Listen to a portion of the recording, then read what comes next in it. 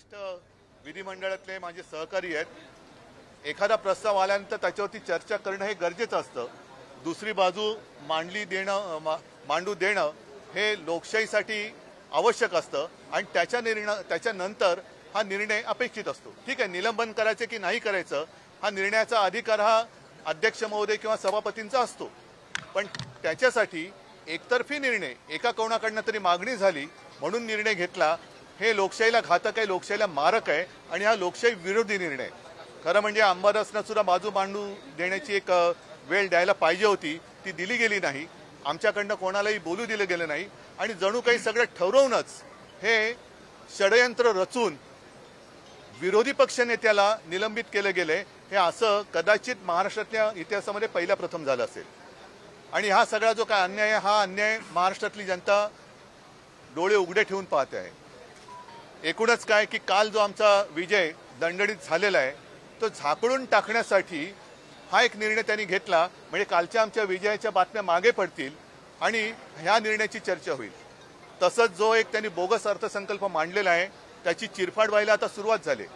लोकांना सुद्धा कळले, जनतेला सुद्धा कळले की धूळफेक आहे, निवडणुकीच्या तोंडावरती हे दाखवलं गेलेलं गाजर आहे आणि त्याची चिरफाड करायला आम्ही सुरुवात केल्यानंतर, अनेक तज्ज्ञांनी सुरुवात केल्यानंतर कुठेतरी चर्चेला वेगळ्या वळणावरती न्यायचं आणि मूळ मुद्दा बाजूला टाकावा, मूळ मुद्दा बाजूला पडावा म्हणूनच आकसाने विरोधी पक्ष नेत्यांचं निलंबन केलं गेलेलं आहे, ज्याचा आम्ही निषेध तर करतोच, पण संपूर्ण जनतेने हे पाहावं की तुमचा आवाज मांडताना, तुमचा आवाज आम्ही उठवत असताना विरोधी पक्ष नेत्याला निलंबित केलं जाते तर मग सामान्य जनतेची काय कथा।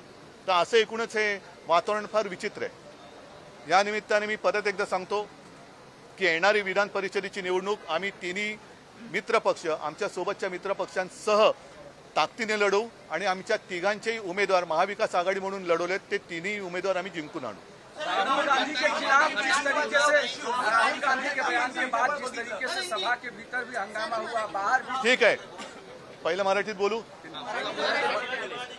काल मग जर असं जर बघायला गेलं तर काल एकूण जो ठराव विधान परिषदेत आणू इच्छित होते तो ठरावच मुळात चुकीचा होता। कारण आमच्या विरोधी पक्षनेत्यांनी आपल्या काय त्यांनी प्रश्न विचारला की तो जो काही ठराव आणू इच्छित आहे त्याचा या सभागृहाशी संबंध काय। बरं हेही बाजूला ठेवा, पण मुळामध्ये राहुलजी काय बोलले होते, त्यांनी खरंच हिंदुत्वाचा अपमान केला का? मी स्वतः ते भाषण पाहिलेलं आहे। हिंदुत्वाचा अपमान आमच्यापैकी कोणी करणार नाही आणि कोणी सहन करणार नाही। काल राहुलजींनी सांगितलं की भाजप म्हणजे हिंदुत्व नाही, भाजप म्हणजे फक्त संपूर्ण देशात भाजप म्हणजेच हिंदू। हे माझंही ठाम मत आहे। मी मागे सांगितले की मी भाजपला सोडले, हिंदुत्व सोडलं नाही, हिंदुत्व सोडणं कदापि शक्य नाही। आणि त्या अपुऱ्या माहितीच्या आधारावरती तुम्ही राहुलजींच्या निषेधाचा ठराव करू इच्छित होता। मग माझं म्हणणं असं आहे की पुढचा ठराव आपण आणला पाहिजे। एक तर राहुलजींनी हिंदुत्वाचा अपमान केला नाही, भाजप म्हणजे हिंदुत्व नाही हे त्यांनी ठासून सांगितलं, पण अपुऱ्या माहितीनिशी हे सभागृहात तो ठराव आणू इच्छित होते आणि जर ठराव आणला असता आणि तो मंजूर करून त्यांनी बहुमताच्या जोरावर जसं आज निलंबन केलं तसा ठराव मंजूर करून पाठवला असता तर असत्यावरती तो ठराव मंजूर करून घेतला असता। तर असत्य माहितीच्या आधारे हा ठराव आणू इच्छिणं किंवा आणू पाहणं हा सुद्धा सभागृहाचा अपमान आहे। त्याच्यामुळे मग त्या सदस्याला सुद्धा तुम्ही निलंबित करणार आहात का? आणि मग मी असं म्हणेन जो विषय घडलाच नाही, हिंदुत्वाचा अपमान झालाच नाही, मग मी सभागृहाला, दोन्ही सभागृहांना माझी विनंती राहील की लोकसभेमध्ये म्हणजे आपल्या देशाचं लोकशाहीतलं सर्वोच्च मंदिर तिथे जय संविधान बोलल्यानंतर काही जणांना मिरच्या झोंबल्या, तर ज्यांना जय संविधान बोलल्याबद्दल मिरच्या झोंबल्यात त्यांचा निषेधाचा ठराव मी तर जाहीर त्यांचा निषेध इकडे करतोय, पण सभागृहांनी सुद्धा दोन्ही सभागृहांनी तो ठराव मांडावा आणि जाहीरपणाने आम्ही जय संविधान बोलायला ज्यांचा विरोध आहे त्यांचा निषेध करतो असा ठराव मंजूर करून लोकसभेत तो पाठवावा।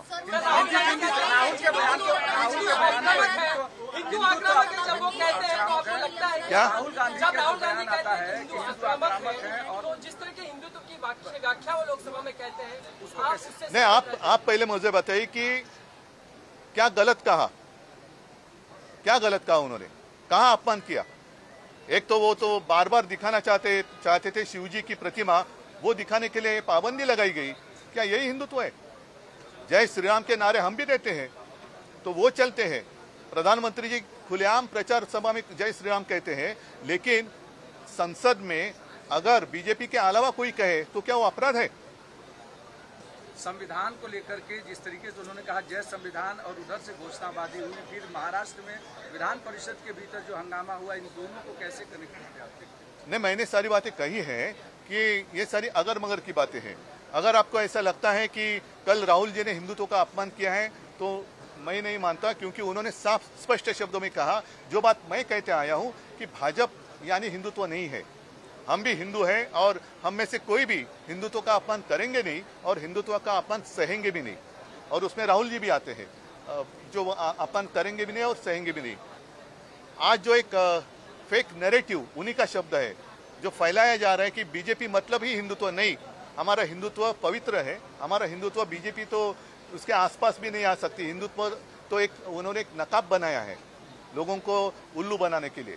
तो मैं तो यही कहता हूं कि जैसे उन्होंने कल एक कोशिश की गलत जानकारी के आधार पर विधान परिषद में वो एक ठहराव लाना चाहते थे कि हिंदुत्व का अपमान हुआ, तो हिंदुत्व का अपमान हुआ नहीं, लेकिन आधी अधूरी जो जानकारी है उस आधार पर वो एक प्रस्ताव लाना चाहते थे, वो भी सभागृह की एक दिशाभूल करने के अपमान है।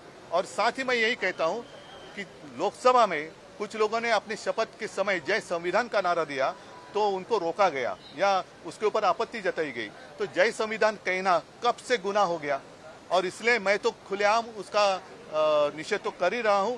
मेरी विनती है दोनों जो हमारे सभागृह है कि आप भी जो कुछ वहां हुआ जय संविधान कहने पर आपत्ति जताई, उनका निषेध करने का प्रस्ताव लाएं और वो मंजूर कर लोकसभा में भेजें। राज्यामध्ये मोठा भूकंप झाला होता। आता सुद्धा तुम्ही आत्मविश्वासाने तुमचा उमेदवार तिसरा उमेदवार दिलेला आहे। या निवडणुकीनंतर सुद्धा राज्यात भूकंप किंवा वेगळं चित्र बघायला मिळेल त्याची खात्री असल्याशिवाय आम्ही निवडणूक का लढतोय? कारण आम्ही तर निवडणूक आम्ही लढणारी माणसं आहोत, आम्ही हत्यार टाकणारी माणसं नाही आहोत। पक्षफुटीचा प्रॉब्लेम हा त्यांना जास्त आहे, कारण त्यांच्यामध्ये अनेक जण इच्छुक आहेत ज्यांच्या इच्छेवरती पाणी पडले। अंबादास दानवे यांचं ज्या पद्धतीनं 5 दिवसाचं निलंबन झालं, सत्ताधारी सूडभावनेतून वागतात आणि सत्ताधारी विरोधकांवर भारी पडतात। भारी नाही पडत आहे, हे त्यांनी पूर्णपणाने माझ्या माहितीप्रमाणे जेवढं मला आकलन आहे कायद्याचं त्यानुसार एखादा प्रस्ताव आल्यानंतर त्याच्यावरती चर्चा करणं गरजेचं असतं। ज्याच्या संबंधी तो प्रस्ताव आहे तो विरोधी पक्षनेता आहे, म्हणजे एक प्रमुख पद आहे त्याच्याकडे, त्यांना त्याच्यावरती बोलण्याची संधी देणं हे फार गरजेचं होतं। ते न करता एकतर्फी निलंबित करणं हा एक मोठा अपराध आहे।